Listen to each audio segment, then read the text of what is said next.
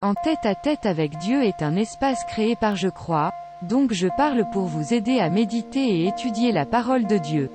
Car Dieu veut que nous croissions dans la grâce et dans la connaissance de Jésus-Christ. 2 Pierre 3 verset 18.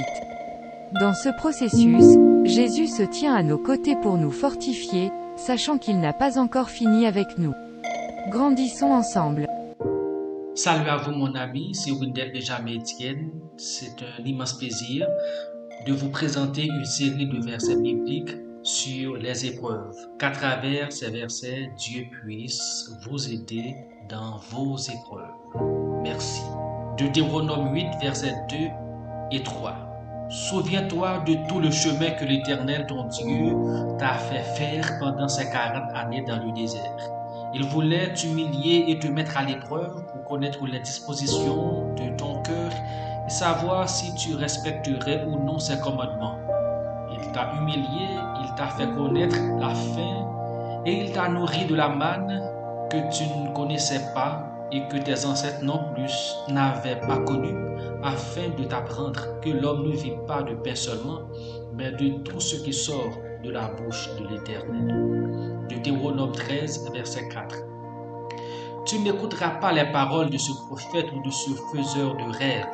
En effet, c'est l'Éternel votre Dieu qui vous met à l'épreuve pour savoir si vous l'aimez, lui, de tout votre cœur et de toute votre âme. Exode 20, verset 18 à 20. Tout le peuple entendait les coups de tonnerre et le son de la trompette et voyait les flammes de la montagne fumante. À ce spectacle, le peuple tremblait et se tenait à bonne distance. Ils dirent à Moïse, « Parle-nous toi, et nous écouterons. Mais que Dieu ne nous parle pas, sinon nous mourrions. » Moïse dit au peuple, « N'ayez pas peur, car c'est pour vous mettre à l'épreuve que Dieu est venu, et c'est pour que vous ayez sa crainte devant les yeux, afin de ne pas pécher. » Genèse 22, versets 1 et 2. Après cela, Dieu mit Abraham à l'épreuve. Il lui dit, « Abraham » Celui-ci répondit, « Me voici. » Dieu dit, « Prends ton fils unique, celui que tu aimes, Isaac. Va-t'en au pays de Morija, et là, offre-le en holocauste sur l'une des montagnes que je t'indiquerai. » Jacques 1er, versets 2 et 3.